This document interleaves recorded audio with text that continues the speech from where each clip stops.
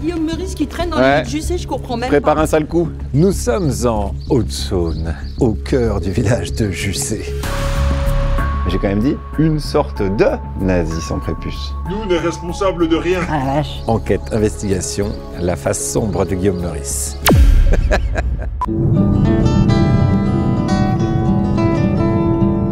Donc là, c'est la route qui mène direct à Jussé. J'ai grandi ici, voilà, j'ai grandi au milieu de la campagne, au milieu de la Haute-Saône, où il y a des tracteurs, là. Et ça me fait bien plaisir d'y revenir. Regarde, j'ai le sourire.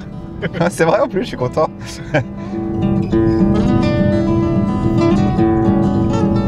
Là, on va avoir sur la droite le lotissement des Grands Sillons.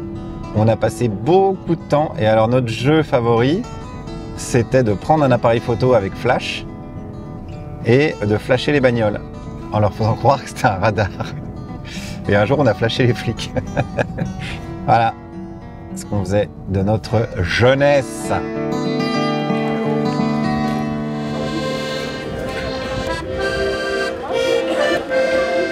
Il y a Guillaume Meurice qui traîne dans les rues de Jussé, je comprends même Prépare pas. un sale coup. Guillaume Meurice? Ouais. Ah tiens, allô.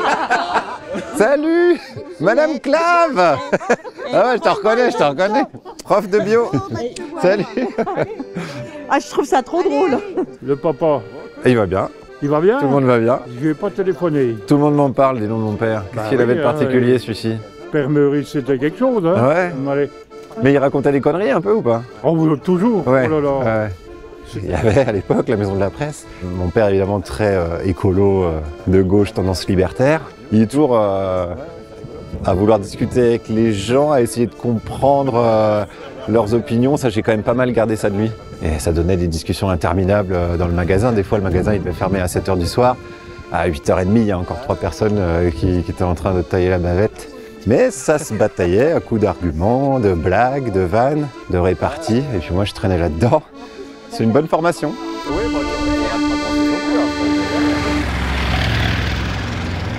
Attention, parce que là, on va arriver à la fameuse maison de la presse, tenue par Jean-Michel et Solange Meurice. Oh la vache, ah ouais, ça me paraissait grand, mais c'est parce que j'étais petit. Donc mes parents étaient là, moi j'habitais au premier, enfin ma chambre était au premier étage, la chambre de ma sœur au deuxième. Et là, ça a déménagé en face, parce que ça s'est agrandi. Contrôle de l'URSSAF. Vous sortez les factures. Attention, je suis suivi par Élise Lucet. Sur Guillaume Meurice, les origines. D'où vient-il? Oh putain, d'où vient-il? Encore Nous, n'est responsables de rien. On décline toute responsabilité. Comment vas-tu? Bon, écoute, ça va. Moi, je fais des petites polémiques. Ah oui. T'as suivi un peu? Bah, j'ai un peu suivi, ouais. C'est marrant, non? Une blague qui n'a pas été appréciée à sa juste valeur, j'ai l'impression. Une blague sur le prépuce, le prétendu prépuce de Benjamin Netanyahu. En plus, ça a été assez... Bon, après, ils sont malhonnêtes intellectuellement, ça on le savait. Mais j'ai quand même dit une sorte de nazi sans prépuce. Ouais. Ah ah, je garde ça pour le tribunal. Pour dire, attendez, j'ai pas dit nazi sans prépuce. Ça circule surtout sur les réseaux sociaux. Ouais, c'est les réseaux sociaux. Non, mais puis les gens sont vraiment détachés de tout ça. Mais moi, c'est ce que je leur disais à Radio France. Je leur ai dit, mais dans la vraie France, les gens n'en ont rien à branler. Hein. Non. Moi, je pense à Jussé, les gens s'en foutent complètement. La politique n'intéresse plus que les politiciens. Ouais. Quand je me faisais chier chez moi dans ma chambre, en haut là, ma mère elle disait, mais regarde là, t'as plein de revues là, tu prends ce que tu veux, tu lis, tu remontes dans ta chambre. Donc dans la maison de la presse, t'as quand même Sanglier Passion, chasse, connaissance de la chasse, grand gibier. Voilà. Union. Non mais sérieux. Bravo Juliette. Non, je l'ai encore. C'est Juliette dans Sanglier Passion.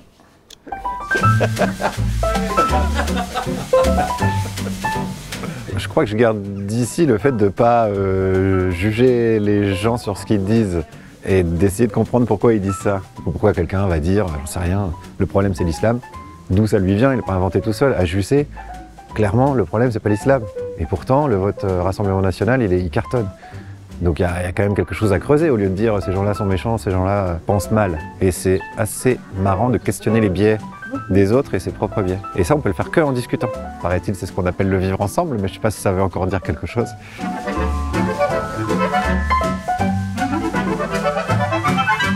Ah, l'école primaire! Incroyable!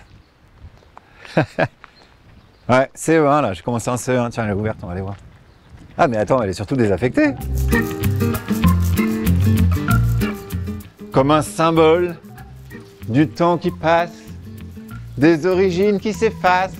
Je me souviens qu'en maternelle, j'ai des flashs comme ça qui me reviennent, mais de moi qui cours dans la salle en glissant sur le parquet, enfin faire n'importe quoi. N'importe quoi. Mais je faisais bien marrer mes camarades et ça me rendait heureux. Des fois, sur mes bulletins scolaires, il y a marqué clown de la classe. Et je trouvais ça stylé. Alors que pour les profs, c'était pas du tout le cas. Ils mettaient ça comme une critique. Moi, j'étais là, bah, c'est pas mal ça. J'aime bien. Donc voilà comment ça a commencé. Et comment peut-être ça va finir.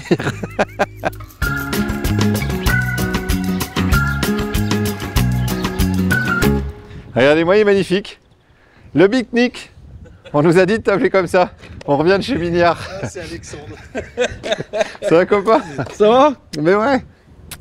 Bon alors, comment tu vas? Quoi de neuf? Ça va. Tiens, ben, puis tu vois, t'as du bol parce que dans 15 jours, 3 semaines maxi, je déménage définitivement. On m'a dit? Dans le sud, ouais. Putain, c'était là, quoi. Voilà. Ben alors, qu'est-ce qu'on se disait pendant des plombes? Rien. Ben franchement, mais... Comme d'habitude. Non, mais ouais. Et ça, c'était quand même la bonne époque, quoi. Mais c'est vrai qu'on se marrait hein, tout le Ah temps. ouais. Ouais. Notre plus grand délit, je crois que c'était au Grand Sillon, quand on allait chez le docteur Millot et qu'on branchait notre poste sur la prise extérieure. Non, on avait aussi foutu de l'huile de vidange dans les fleurs du voisin. Et on a d'abord testé sur un tuyau de chez Barreau. Le Je m'en truc, en souviens. 15 jours, il était cramé. Ouais. Du coup, on a dit, c'est bon, le mélange, on le recommence. On les a mis dans les fleurs du voisin du Bouif, elles n'ont jamais été aussi belles. On était pas malheureux, mais après, je pense que certains d'entre nous auraient Ouais. peut-être tourné autrement. Oui, quoi. c'est ça, ouais. Ouais, il y a quand même toute une partie ennui, donc alcool, donc drogue, donc... Ouais, c'est ça. Ouais. Non, mais ce qui est dommage, c'est ça, c'est qu'il fallait, pour devenir adulte, fallait se barrer. Je crois que c'est l'adolescence de pas mal de gamins de notre âge, dans plein de villages. Et c'est vrai qu'on n'en parle jamais. Enfin, Non. il n'y a pas de ça à la télé. D'ailleurs, quand il y a eu les Gilets jaunes, tout le monde s'est demandé d'où sortaient tous ces gens. Bah, c'est la France, quoi. Ben oui, c'est Les nous. gens qui ont Chili, C'est tout le machin, monde. tu vois. Mais à Paris, c'était là. Ah bon, mais pourquoi ils sont pas contents, les gens? Qu'est-ce qui se passe alors?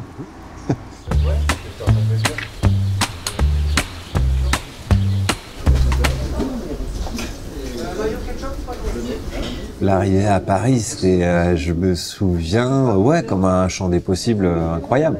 Bon, la barrière, c'est quand même l'argent. Tu t'en rends compte assez rapidement. Le seul truc que je connaissais, c'était le cours Florent. Parce que j'entendais dans les interviews où j'ai fait le cours Florent. Toc toc, le cours Florent. Bon, bah, c'est un chèque. C'était 300 balles par mois à l'époque. Et donc, je faisais les petits boulots pour payer les cours le soir. Classique. J'ai pas souvenir d'avoir galéré. Mais c'est, à mon avis, assez lié au fait que j'ai pas d'objectif et pas d'ambition. Donc, quelque part, je peux ni réussir ni échouer. J'ai une vision assez égalitaire et égalitariste de l'humanité. Et j'ai du mal à comprendre les rapports de domination. Donc, je comprends pas comment quelqu'un peut se considérer comme au-dessus d'un autre. Et en dessous, pareil, de la même manière. Et je trouve que l'humour, ça sert pas mal à désacraliser tout ça et à faire descendre les gens de leur piédestal. Alors moi, je vois vraiment ça comme ça. Je vois vraiment ça comme un outil qui est fait pour se rappeler qu'on est tous embarqués dans une espèce d'aventure chelou qui s'appelle l'humanité.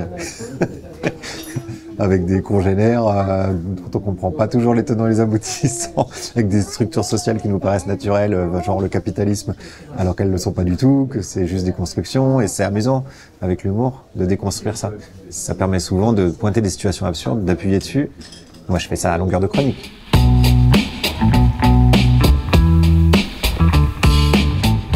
Au revoir, JC. À bientôt.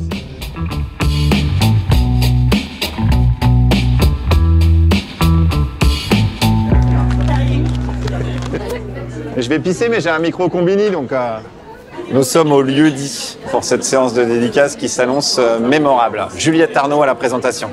Ça va être beau. Alors déjà, il faut savoir qu'on vient de m'offrir un bracelet Palestine avec marqué Prépuce.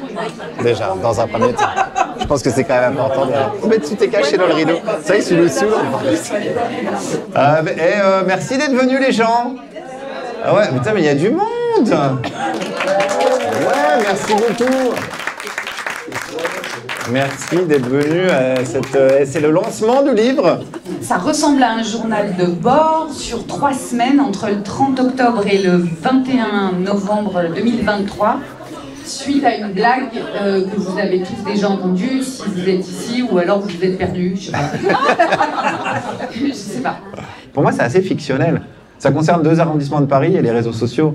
Ce qui s'est passé avec moi, on le voit, Aya Nakamura, qu'est-ce qui se passe? C'est les fachos qui disent il y a un problème. Alors après, il y a du commentaire, est-ce qu'il y a vraiment un problème? Et après, ça déborde de ces news et de la fachosphère sur les réseaux sociaux pour aller sur BFM, pour aller à l'Assemblée. Pourquoi je ne l'ai pas mal vécu? C'est parce qu'il n'y avait pas tellement de raisons de mal le vivre. À part les menaces de mort. Bon. Mais ça non plus, c'est pas sérieux, c'est sur Twitter. C'est et là, paf, un mec passe derrière, il m'assassine. Bah, ce serait vraiment trop cool. Non, évidemment que ce serait pas cool. Mais moi, j'ai pas de distance, en fait. Ah, pardon. Non, mais si on parle de liberté d'expression, elle est forcément pas totale, puisqu'elle est régie par des lois. On n'a pas le droit d'insulter quelqu'un dans la rue, ou de proférer des paroles racistes, et c'est normal, et c'est bien. Je trouve ça bien. Il faut rappeler que les 2 plaintes qui sont contre moi, c'est injure publique et provocation à la haine raciale. Et si on reste vraiment dans le droit, injure publique, il faut que ça soit la personne injuriée qui porte plainte. Il aurait fallu que ce soit Netanyahou. Et j'étais occupé. Et provocation à la haine raciale, il aurait fallu que je dise les juifs patati patata, ce que évidemment j'ai pas dit, parce que je le pense pas. Donc si on reste vraiment purement dans le droit, ça aurait dû s'arrêter là. Je sais pas si c'est déjà arrivé dans l'histoire de l'humour français qu'un humoriste se retrouve à expliquer une blague face à 2 flics. Parce que tu vas pas me faire croire que les 2 officiers de police judiciaire, ils étaient là, putain, on est sur une grosse enquête, Johnny. On l'a enfin chopé, le gars. Non, c'était ridicule, c'est arrière. Est-ce qu'on peut arrêter la pièce de théâtre, s'il vous plaît? Mais ils étaient obligés de faire leur taf, donc de poser les questions qu'on leur avait dit de poser, le nazi absolu, et j'en passe et des meilleurs, si vous voulez, on en parlera tout à l'heure. Et moi, j'étais obligé d'être là. Mais ça reste quand même fou, oui, évidemment que ça reste quand même fou d'être à cet endroit-là. Alors, normalement, c'est pour les criminels, quoi. T'es là, ok.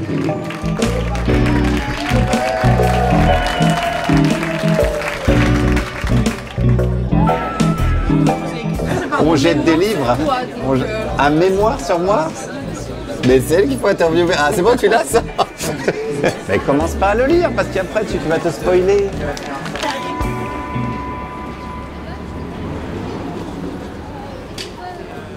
Comment tu vas?